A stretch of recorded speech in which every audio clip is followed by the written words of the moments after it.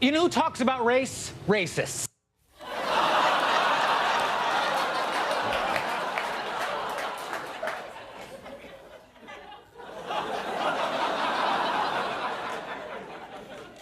Did you just, he who smelt it, dealt it, racism? Did you really? He who smelt it, dealt it, racism? All right. Highlight. On March 3, 1991, Rodney King led police on a high-speed chase through the streets of Los Angeles County before eventually surrendering. Intoxicated and uncooperative, King resisted arrest and was brutally beaten by police officers Lawrence Powell, Theodore Brisno, and Timothy Wind.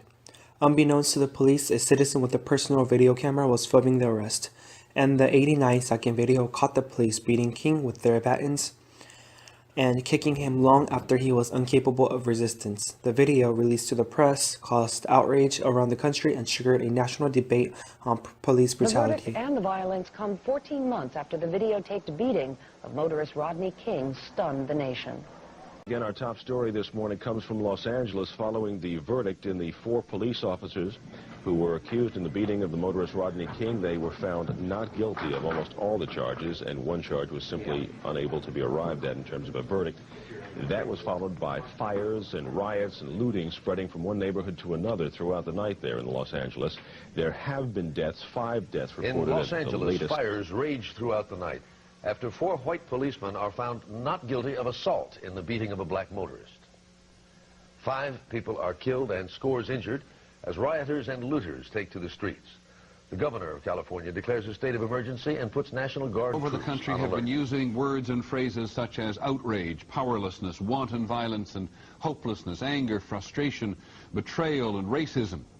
Some Americans were completely shocked at the verdict in the Rodney King case and the violence which followed. At least 9 people dead, more than 400 injured, nearly 1,000 in jail.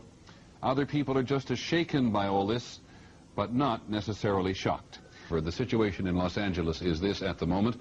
The National Guard has been called out. The entire city has been put under curfew, not just that 100-square-mile area in the middle of this vast city where so much of the violence was last night. That's our report on World News Tonight. I'm Peter Jennings. Good night.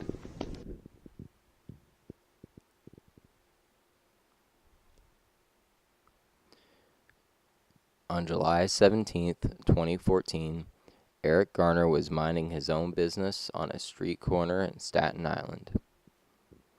He was known by police officers for selling untaxed cigarettes. It wasn't long until police started to confront him that day. The event got out of hand. Even though Eric Garner resisted arrest at first, he was never being violent. It appeared that Eric Garner was a victim of racism. Footage of the dispute was caught on a witness's cell phone. I'm minding my business. Please just leave me alone. I told you the last time. Please just leave me alone. Please, don't touch me. Don't touch me, please. Hold on. Don't touch me, please. Girl came over. Do not touch me. Gave us a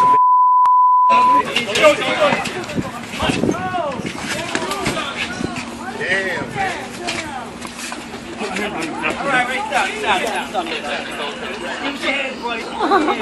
Put your hand behind your back. I can't breathe. I can't breathe. I can't breathe.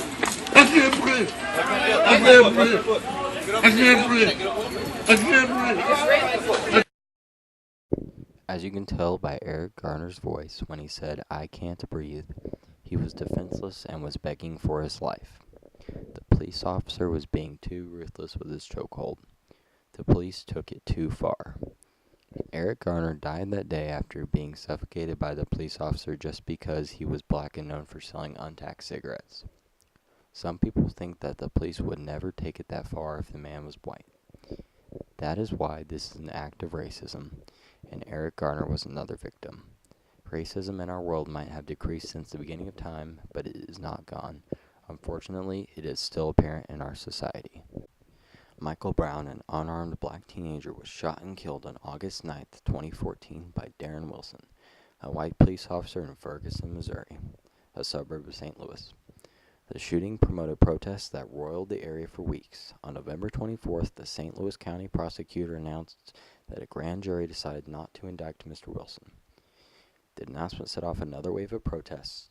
In March, the Justice Department called on Ferguson to overhaul its criminal justice system, declaring that the city had engaged in constitutional violations.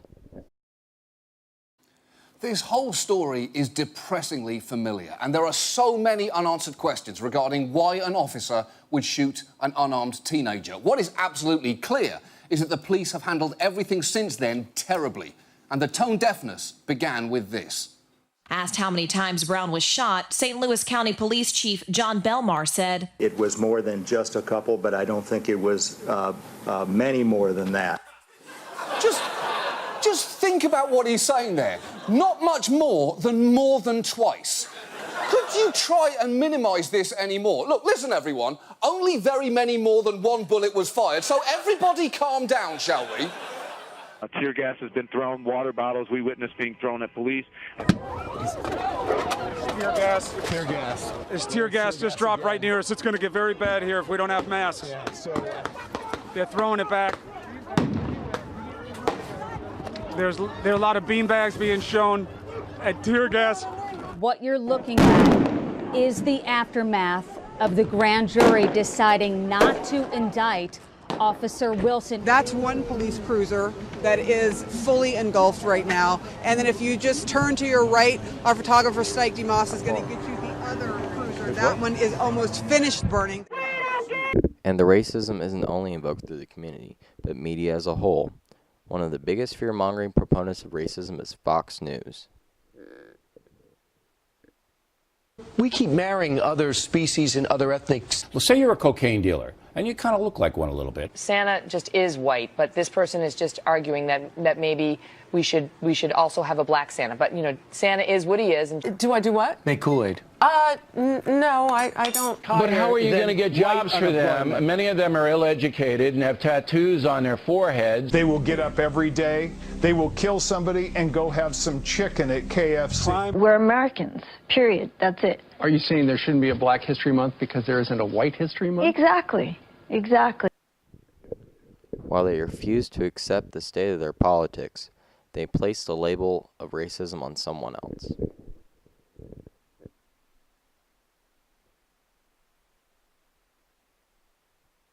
Let's move on to something else that's controversial. Representative Charlie Rangel from New York, went on a racist rant last week when he was comparing the Tea Party to the term cracker, white cracker. It is the same group we faced in the South with those white crackers and the dogs and the police. Some people are asking why there hasn't been more outrage when he makes a comment like this, but if it's in reverse, there is outrage. A couple of months ago, you have the instance with Paula Deen where she said one word 30 years ago, and she was crucified, lost her business deals.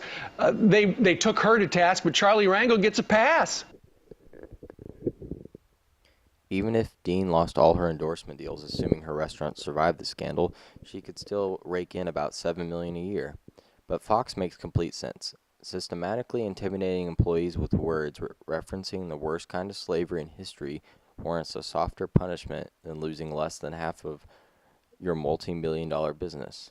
But a Selma marching war hero Harlem congressman comparing tea to crackers is an outrage. Black Lives Matter has become one of the most controversial social movements to date. Some say that it is necessary to protect black lives, and some say that it only promotes even more racism through the exclusion of other races in the movement. Regardless of these opinions, the Black Lives Matter movement only has one goal: to help the lives of black people in America and help others recognize the injustices brought about them. This movement even paved way into politics.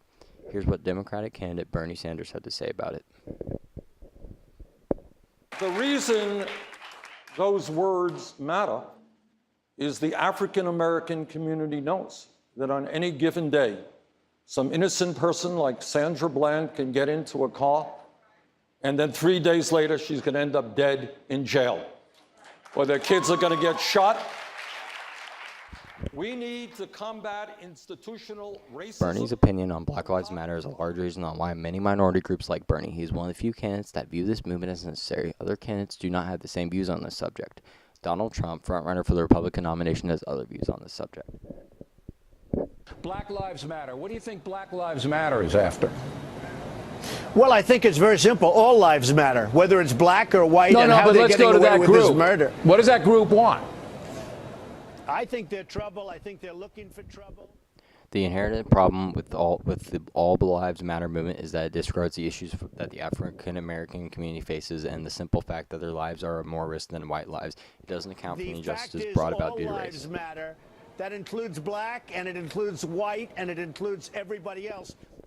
The Black Lives Movement has even made way to celebrities, including the Super Bowl 2016 performance. Beyonce and her Super Bowl performance of Formation, a song that advocates for the prosperity and unity of lives, created a Malcolm X tribute while performing. While some news reporters were simply appalled by this notion, Beyonce on apology stands up for the Black Lives Matter movement and advocates for the empowerment of the African American community. Overall, the Black Lives Matter movement is an important part in American culture and has people constantly rethinking the idea of racism in America. Are you an advocate? Do you condemn the movement? Whatever your response, the reasoning behind it is more important than the actual answer.